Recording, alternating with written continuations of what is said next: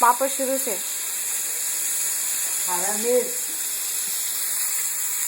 लहसुन, तिल।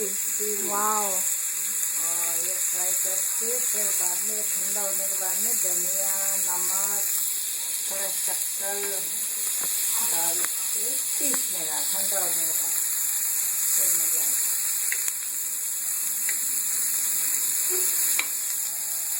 पहले इसको ये टमाटर की चटनी के लिए। हाँ, ये किसका रेसिपी है? मिक्स करने का है। आपका रेसिपी है? पहली बार देख रही हूँ मैं। इसलिए मैंने किया ना, अभी मेरा ही हो गया।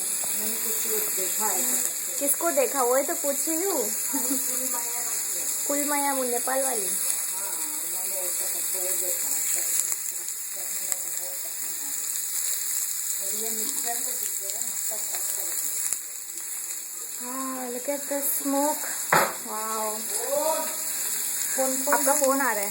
जाओ ना जोशी का। आप जाओ, आप जाओ।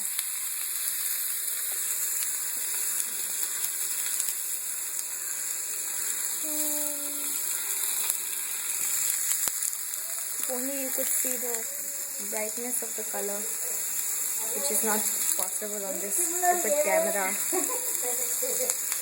काल को मच्छी लग के क्या दूंगा, मेरा बहुत याद है मच्छी लगा।